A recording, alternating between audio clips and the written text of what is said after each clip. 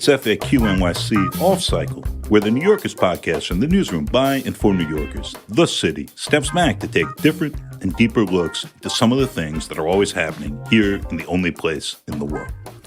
I'm Harry Siegel, and in this episode, I'll be talking with Bradley Tusk. Hello. Hello. Hey, so deep breath. Bradley is, among other things, the founder, co-founder, and CEO of the venture capital firm Tusk Ventures, the former campaign manager for Mayor Mike Bloomberg, head of the political consulting firm and tech consulting that managed Andrew Yang's mayoral campaign after helping Uber run over then Mayor Bill de Blasio, and a philanthropist whose projects include mobile voting. More. He's the owner of P&T Knitwear, a bookstore on the Lower East Side that, full disclosure, is a supporter of this podcast and where we're recording this episode from its podcast studio that can be freely reserved for community use. And he's also a co-founder of the Gotham Book Prize and now the author of 2 books, most recently his very entertaining first novel, Obvious in Hindsight, about a tech startup looking to launch the first flying car company. So that's about the near future, but it feels like right now, given how some of the plot, which is centered on a consulting firm at the intersection of tech and politics, Natch, revolves around the FBI gunning for the mayor of New York after he tries to negotiate a bribe. As we're recording this Monday morning, incidentally, Mayor Eric Adams was on the waterfront for a performative look he didn't take off in one, personal electric helicopters, coming soon, hopefully to a heliport, hopefully not to a crash landing near you. Bradley, thanks for joining us. Let's jump right in. Great. Is it a little uncanny for you to see some of the events in your near future novel mirrored in New York City right now? It's funny. When I started working on this a couple of years ago, one of the reasons I picked flying cars was it was a little futuristic and fantastical, and it was fun. And my day job is legalizing all kinds of technologies, and they're all effectively futuristic by nature. So this one was like, let me pick something that's like even further out. And then from when the time I started writing it until the time it got published, the industry advanced so much that it went from like, isn't this crazy, to literally, as we're sitting here recording this press conference, the mayor of New York State is having his own press conference about flying cars. Do you want to talk a bit about the FBI and any impressions there? We're talking about the real FBI or the one in the book, the real one? Well, both. All right, so on the real one, been thinking about this a decent amount, as have you, I'm sure. I would say this, which is there has to be a certain bar to indict the sitting mayor of New York City. And, he can indict staff. There at least not much will change if he indicts staff, so it's not that big a deal. What's a big deal is if Adams himself is indicted. And so what are the things, in my view, that would be valid reasons for indictment and which ones would be not valid or invalid? So personal enrichment, right? So if Eric is caught putting money in his pocket in any way, that clearly is a no-no. Voters care very deeply about that. They tend to not care that much, in my experience, about campaign finance violations.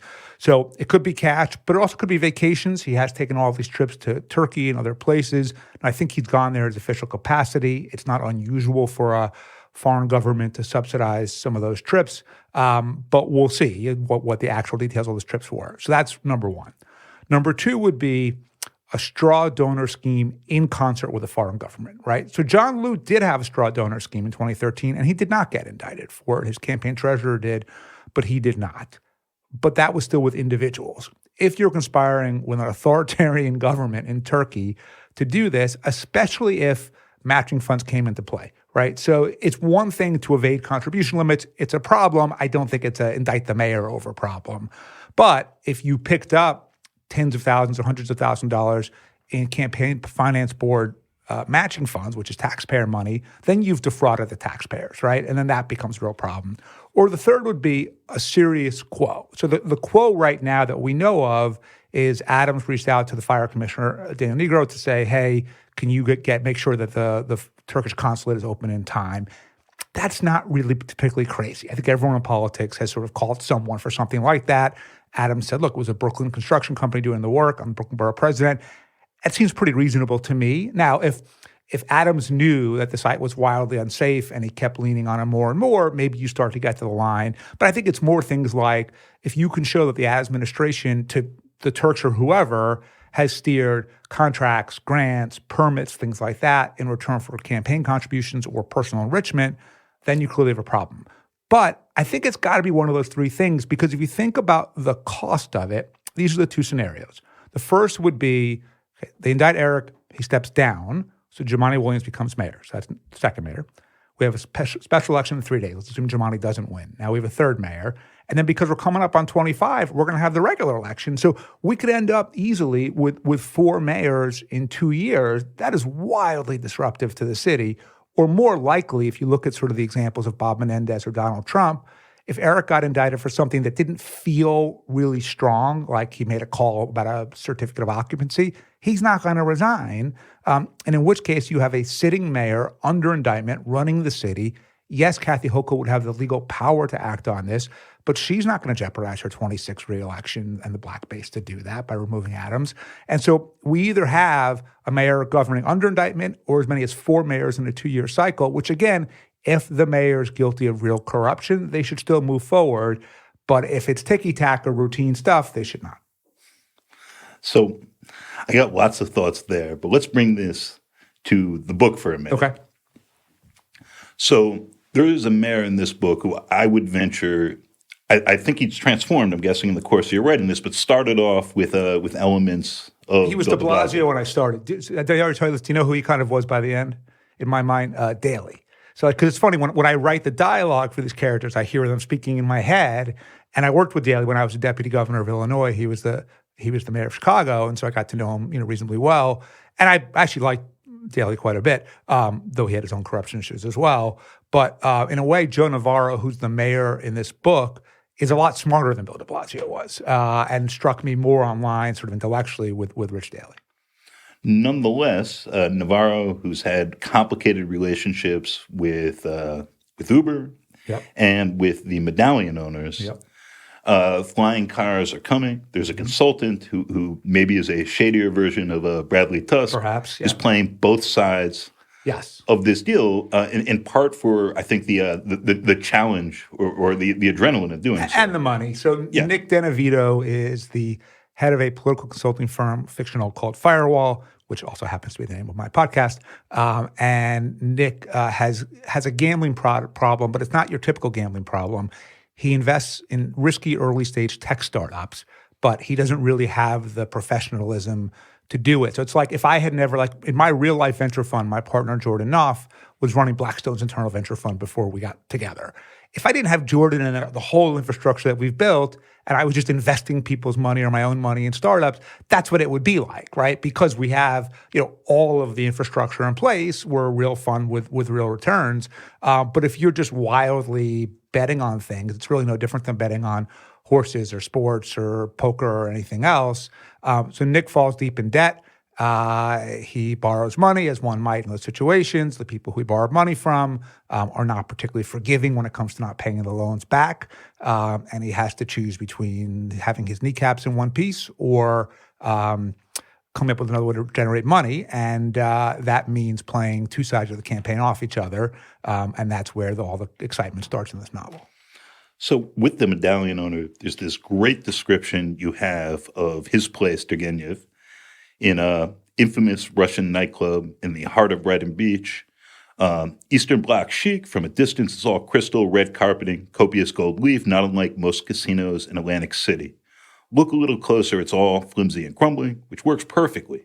The decor brings the locals in and gives them the illusion of luxury, and it keeps people from Manhattan out, as this every borough against Manhattan camaraderie still prevails. So I feel like there's a lot of... Yeah, well, I mean, I know that world a little bit because my dad's from Russia. He's from Tashkent. And when I was a kid, we lived in Sheepshead Bay. We eventually moved out to Long Island, but most of the family remained in Brighton and Marine Park and Sheepshead Bay. And so I've been to so many weddings in these kinds of places. And then when you work in New York City politics, look, that was a constituency that mattered to us in the 2009 campaign. And Mike and I spent time out there, campaigning and soliciting votes, and went to, places like that as well. And so, yeah, it was a place that I felt like I understood pretty well. It's a New York I recognized. Growing up here and those sorts of places that are big event venues and are also totally unwelcoming. All over the city. I mean, or what's even funnier? There was a really famous fancy restaurant on like 10th Avenue, 15th Street, Posto, I think it was called, something like that, right?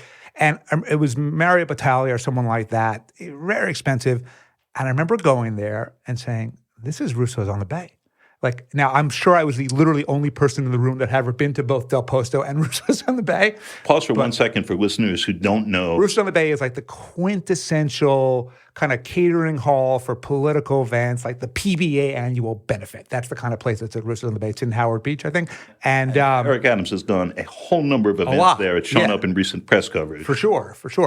So what was funny is this place that everyone was oohing and ahhing about. And look, I am sure everything at Del Posto was fancier and more expensive versions of whatever I was in Howard Beach. But I loved it because it was like these people are at effectively what political operas are at all the time, and they don't even realize it. Just one more little bit from the book I wanted to read. This is right when the FBI gets involved. And it's like a third of the way through the book. It's sort of at the end of the first section. There, what is it, a kosher Korean Mexican food truck. Kosher Korean Mexican food truck. As one does. There's a fantastic actual Korean Afghan place by me that is not an FBI trap. Well, as far as we know. Yeah, as far as we know. It's they married each other and like the food. But, you know, it's the two agents are talking and about how they came into the mayor, and one of them is asking the other, how exactly do we know this? Same as most investigations, came up in the middle of something completely different. Usually it goes nowhere, but sometimes it does, and when that happens, we jump in. Yeah. And that resonated with me just because I've been following all of these little things involving straw donors and phone taps and investigations that maybe people weren't even looking for Eric Adams, but you've got people who are cheating, allegedly, the WBME program, right, for contracts for women and minorities. And this guy's like, you pay me a cut, and I'll pretend to be your partner so you can get that money. And then in the course of that, they're like, hey, let's bribe Eric Adams. If we give $200, that becomes $1,600. Wouldn't that be awesome? It's like, you know, if you're the Alvin Bragg who's got complicated interests as the Manhattan prosecutor, it's like, well, shit, you have to bring this. Well, put it this way. Once he brought that Trump indictment, that you set the bar pretty low, right? I mean, I'm all for Trump spending the rest of his life in jail, but we'll talk about this one because honestly, it's pretty embarrassing. Yeah. So look, and I've known Alvin for a long time, and I like him personally quite a bit. And he's a really smart dude. And by the way, I had dinner with him maybe a month ago. Like, he deeply cares about his job and is trying to do well. I don't necessarily agree with his prosecutorial philosophy, but I don't doubt his intentions for a second. He's been a regular guest on the podcast, by the way, and we appreciate him and probably are in some sympathy for what he's trying to do. But I will say that it seems like politically, he ended up in way over his head, and weirdly after the election, because there were like 9 candidates, no one paid that much attention, and after he wins the primary, and it's just first place, right? You don't need 50% or anything else. In this big field, suddenly the New York Post notices, and there's this holy smokes moment. Like, this guy's going to do all these things in a wave of publicity. Yeah, right, for sure. Look, and I think that when Alvin indicted Trump, it was great base politics for him, right? Because he became the first prosecutor in American history to criminally indict a former or sitting U.S. president. He indicted the person that everyone on the left hates with all of their might. But it was a little flimsy. It was about the Stormy Daniels payoff, and maybe they violated some business record rules. And I think the reason why a lot of people who very much don't want to see Trump back in power were opposed to it, and I wrote my Daily News column about this, is because Trump has committed so many truly serious crimes, espionage and treason and shit like that, that now all of a sudden it's like this just actually kind of proves his point that it's all a giant conspiracy against him. But also, and Alvin isn't the one investigating Adams in this case that we're talking about, but now that Adams has set the bar pretty low, you know, he kind of, if another public official does something as bad, which is not that terrible, I guess he's got to indict. It's weird. Tish James, unlike Alvin, who just said, I can't really talk about this when he was running, Tish James, who's bringing, I think, a stronger but still not terribly impressive case, like something you could get almost every business owner and building owner in Manhattan for, right? But she ran saying, I want to get this guy. Yep. And so Trump now is whining. she said she's going to get me. And all these people who know that that's not right, they're sort of rolling their eyes. But I can't imagine this is going to be the last time we see this play out. It's not. Although I've just been thinking about this over the last week or so, and you tell me if you agree, which is it seems like we on the non-Trump side who are in politics are getting this wrong in that there are people who love Donald Trump, fine. There are people who hate Donald Trump, fine. There's a lot of people, and clearly they're telling pollsters, we've seen 3 polls now come out in the last week that has Trump ahead in pretty much all the swing states. No, I'm for Trump. And the reason why is it's not that they're not aware of how terrible he is. They know he's a criminal. They know he's a liar. They know he's a scumbag, but they remember or maybe misremember, but either way think that their life was better under his presidency than it has been under Biden. And if we keep thinking that if we just show them one more horrible thing that Trump did, then they'll suddenly get it and they'll say, I'll never vote for that man again, and they support Biden. They're fully aware of the trade-off they're making, and they're making it knowingly anyway because they think that the economy was better. Inflation certainly was lower. Price of goods were lower. Interest rates were lower. And so I think Biden's got to discredit Trump on the merits and on the record and say he was a shitty president. Your life was worse off when he was president. Your pocketbook will be worse off if he becomes president again, as opposed to all of this moral stuff because we keep hoping for some hallelujah moment that's never going to happen. It's like the slogan is democracy dies in darkness, but I see this pretty similarly, and I'm very worried that democracy could die in broad daylight with the guy who's got democracy dies on Twitter. Yeah. And at the polls where it's like you say inflation is low, inflation doesn't feel low to me. I'm unhappy about this. You squint, and that's a big part of it. Yeah, and by the way, part of the problem is the semantics aren't working. Like inflation is not low. Inflation is the rate of increase is lower than it was, and that's great. I think the Fed's done a really good job managing this overall. And look, it's a result of putting trillions of dollars into the economy during COVID, which I still think was absolutely necessary. So the trade-off is worthwhile. But yeah, Biden keeps trying to sell a message of like things are great, and there may be Paul Krugman and other statisticians who would back that up, but if people don't feel it in their gut, it doesn't translate into their vote. And I don't think you're going to convince them otherwise. So it's not about getting them to vote for you because they think you're proactively so fantastic. It's got to be that the other guy is even worse. And that's, I think, got to happen on substantive grounds, not moral grounds. So this is one election that's actually outside of, I think, your rules of politics because we're looking at a general election, yes, not a primary here. Yeah. Yeah, this is the only election in the U.S. where turnout is not a problem. So a couple very brief lines in your book. At one point early on, it's like we have to make this product so exciting that the political rules of gravity don't apply. Yeah. A little after that, there's a conversation about how there's all these policy nerds and nose pickers around, but finally it's just the political people as it who always matter. Is at the end of the day. So this is a fictional book, but you have your non-fictional rules of politics. Which are in the end of this book too, by the way. Yes, which are listed out, Yep. 10 Commandments style, Yep. at the end of the book. Is everything just inputs and outputs? Is it too much to expect principles? This goes back a little bit. It's a lot. So the underlying thesis, and just for the listeners who probably don't know my background, I've worked in city government, right? I worked for Mike Bloomberg City Hall. I ran his mayoral campaign. I worked for Ed Rendell when he was the mayor of Philly. I worked for Henry Stern at the Parks Department for 4 years. And you basically were the shadow governor of the state of Illinois, Right. while fucking Golden Blagojevich was busy with other things. So I worked in state government, and I was the deputy governor, not like deputy mayor for their 7. There was one, me, and oversaw the state's operation, legislation, budget, policy, and communication. So pretty much the whole deal. And then I worked in the federal government working for Chuck as his communications director. So I've worked in federal, state, and local, executive branch, legislative branch. I've run campaigns. I'm a lawyer, so I kind of understand the judiciary to some extent. And the thing that I took away overall is every policy output is the result of a political input. Every politician makes every decision solely based on re-election and nothing else.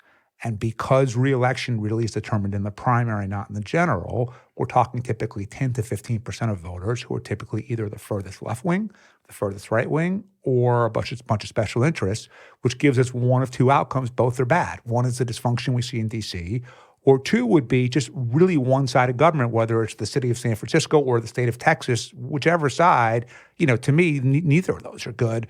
And so if you're a politician, you're just thinking about, okay, those 10 to 15%, what do they care about? and all of your actions are dedicated towards just placating them. So Mike Gianaris is a really great example of this, I think. When Amazon wanted to build their headquarters in Queens, and we're talking about 40,000 good jobs, Gianaris is a very smart man. It's not like he didn't understand the tangible economic benefits. And by the way, of the billions of dollars in tax giveaways, almost all of them were as of right that every single business, if you and I started a company tomorrow and we met the criteria, we'd be entitled to those tax benefits, right? So listeners definitely know about the Amazon deal. They know where that ended up. They know that there's suddenly a red coast in Queens. Yep. But just for a second, introduce Gianaris, because he is a very conventional politician who takes a very interesting journey. Right. So Gianaris starts off kind of white, ethnic, very smart, kind of a little more centrist-ish than nothing else, and then sees AOC get elected in the neighboring district and takes a hard, maybe his turn left came even before that,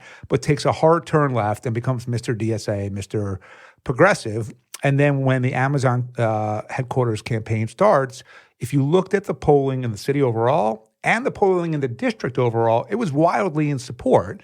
But Gianaris, who's a real smart dude, understood that 10% of people that might vote in his next primary if he had a left-wing challenger hated Amazon, and therefore, solely for the purpose of his own reelection, supporting Amazon would have been terrible. I don't know if it was suicidal, but it certainly would have made his life a lot harder. And you saw that with Ron Kim, with Jimmy Van Bramer, with AOC. As a result, basically, Gianaris picked one job, his own, over 40,000 jobs. And then next year COVID happened, and we lost 500,000 jobs. So we really could have used those jobs. So point being, they're only focused on who is voting in their primary. And in my experience, and I've run tons of campaigns aimed at changing legislation or regulations or whatever else, if they think that doing what you want can help them win their next primary, they'll work with you. If they think that not doing what you want could cost them their next primary, they'll work with you. And if they don't think either thing comes to play, you don't matter. It's funny you bring up the Amazon deal, because I thought about that reading, obvious in hindsight, in a somewhat different fashion, as Firewall is working to court three mayors and three cities. It was not unintentional. Yes. Well, we'll talk about that for a bit. So the book, I should take a step back, is about a campaign to legalize flying cars in New York, Los Angeles, and Austin. On one side, it's Flight Deck, the flying car startup, and their vicious political consultants. And on the other side is Uber, the Audubon Society, the transit workers, the socialists, and the Russian mob. And the political consultants, obviously based on me and my firm, have this very uphill task of legalizing this product, even though they can't really prove that it works or that it safely flies, and you've got all kinds of political opposition. And so it's like, well, how do we, despite all of that, still make this thing work? And so one of the things that I drew inspiration from was the Amazon HQ competition, where they basically pitted cities against each other. And as a result, cities were offering all kinds of things that maybe they shouldn't have, but simply because now it became, I just want to win the competition, that became the driving force. And so Firewall, similarly in the book, kind of uses that notion of competition to drive the three cities. So you're just a couple of years older than me. This may be significant here. So the movie Kids, I saw that when it came out. Yep. I knew a bunch of those kids. Yep. And I remember leaving and being like, this is nonsense in some ways, and then stepping back in pornographic nonsense. Larry Clark plainly had an erection the entire time he was filming it. And then stepping back and thinking about the events in the movie and being like, wait, pretty much every single thing there has happened to somebody I know or to me. Yep. It just didn't all happen in a couple of days. Right. And similarly, I am curious, and obvious in hindsight, because there's a lot of you in there. Although the consultant Nick, who is you, he has other issues, and he ends up in a bad place. So my mom was like, "Why does the character based on you have to be in trouble?" And I'm like, "Because that makes an interesting book." Yeah, but what is there anything in the book that you don't have some direct parallel to in your own career or experience? Yeah, I mean, not a ton, right? I mean, look, I'm not an engineer. So there's a character, Yevgeny Kolnikov, who's the chief engineer for Flight Deck, who's a little bit of the moral compass of the book in that he very much wants the company to succeed. He wants a stock option to be worth a lot of money. He's an immigrant from Estonia and wants to be a big shot back home. But at the same time, does not want to put people in a flying car that can't safely fly. And so I have no engineering. I don't know how to code. I don't know how to program. But I invest in startups all day, and they're all effectively populated with engineers. So that's probably the most tenuous link I had. But if you look at the other main characters, Nick and then Lisa Lim, his protege, are political consultants.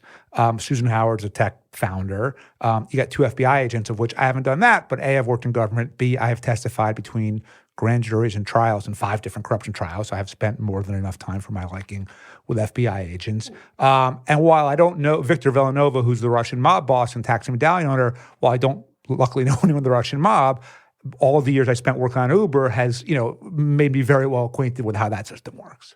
And coming up in Southern Brooklyn. But one other character in the book I should mention who's this very amusing void in the book, Carol. Yep. She is Susan's executive coach. So Susan is this archetype, probably the most stereotypical character in the book, actually. She is this as type A of a founder as you can get. And she is hell or high water, going to make this company succeed. And it's not even because she's trying to rise out of poverty or middle class. She's a billionaire. Her mom was the parking lot king of Reno and then expanded to become the parking lot king of the U.S. And she wants to prove that she can make it on her own and do it too. So she stops at nothing to kind of raise money and get this product out there, no matter what the cost might be, human or otherwise. But she has this mystical executive coach that she's constantly quoting, and everyone's like, well, if we could just get to Carol, then maybe we can get Susan to do the right thing. And Carol is always elusive. She's either like advising the Joint Chiefs of Staff or taking her dog to another audition, or there's always some ridiculous reason why Carol's not available. But yeah, there's actually sort of 3, 2 in the book, and then now that I'm writing the TV show, a third kind of elusive. So Reverend Sharpton, who has a blurb in this book. We talked about him recording the podcast this morning as he is in Washington on the noble quest to keep menthol cigarettes legal. So we have word that we're not involved in that, but I do know Rev pretty well, and we're friends, and I thought it'd be fun to throw him in the campaign as this like mystical endorsement, like, oh, I heard you guys have Sharpton. We're working on it. Not yet. And it's just constantly throughout the book, and then it just pops back up. And then, of course, without giving too much away in the last scene, both Carol and Sharpton emerge and materialize all of a sudden. And then there's a TV show version that I'm working on right now. And I created a company called Sparrow, which is a competitor to Flight Deck. But again, you never see Sparrow. They're just sort of this looming presence that gets talked about in panic tones in board meetings and investor calls and things like that. So they're bird lovers, protesters who show up.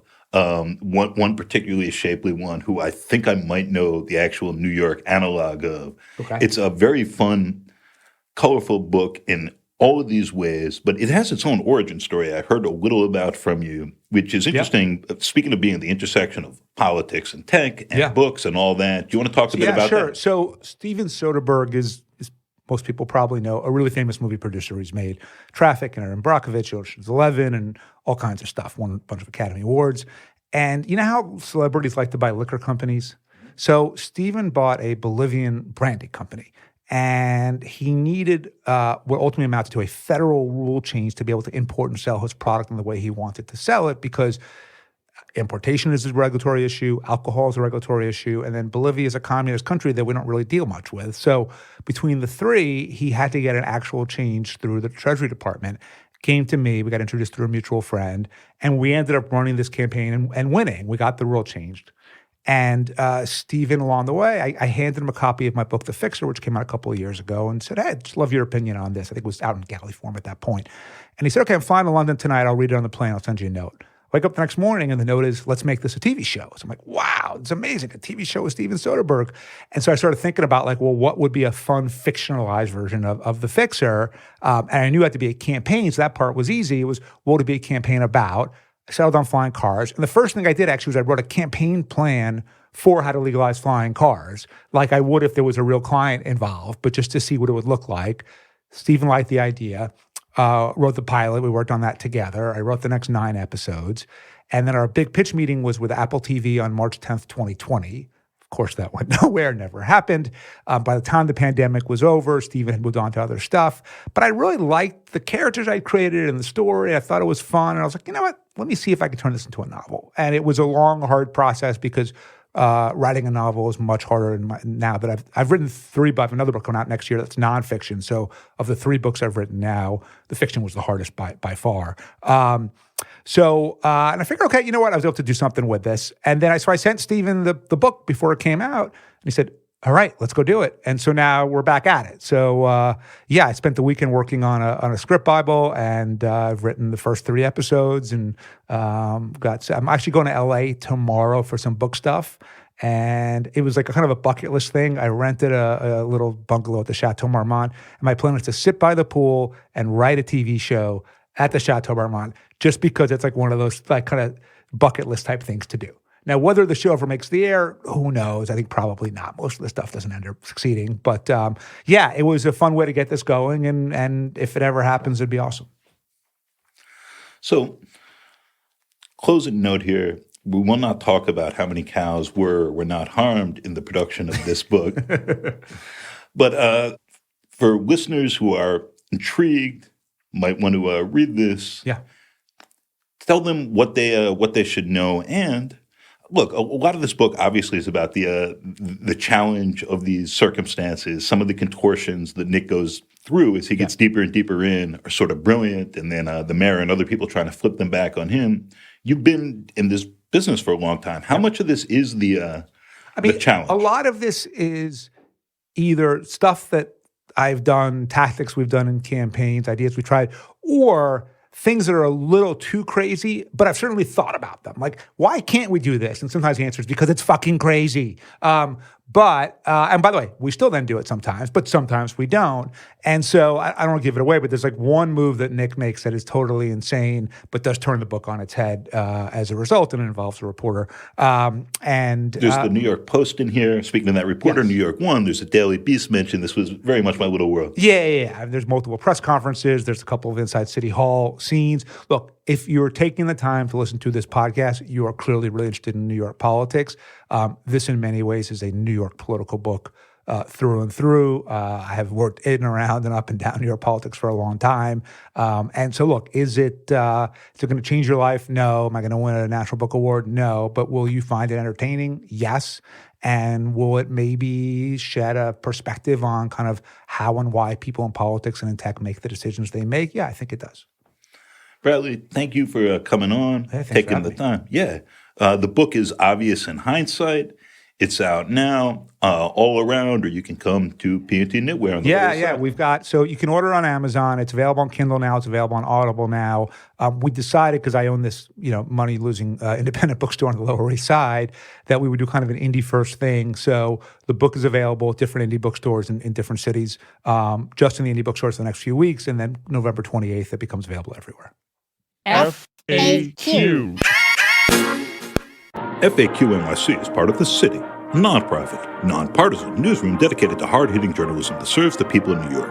Here at The City, we are in the middle of our year-end fundraising campaign. If you enjoy listening to FAQ, you can support us by giving a monthly recurring donation at thecity.nyc/give. If you already have a monthly donation set up, want to make a special one-time gift, same thing, thecity.nyc/give. As ever, all our work is freely available to everyone at thecity.nyc, and the pod also receives support from, where we're recording, P&T Knitwear, an independent bookstore, cafe, and event space on Manhattan's Lower East Side, with the podcast studio that can be freely reserved for community use. We're a proud member of the Brickhouse Cooperative of Independent Journalists, Critics, and Artists, and are affiliated with the Colin Powell School at CUNY City College, where Professor Christina Greer is one of the Moynihan Public Scholars Inaugural Fellows. Our host this episode was me, Harry Siegel. I'm also the executive producer. Our engineer, as ever, is Adam Camara. A special thank you to our guest, Bradley Tusk. The book is Obvious in Hindsight. It's a novel. It's fun. And a special thank you to you, listener, for joining us, making it this far. Be kind, be cool. We'll be back soon with more. Goodbye.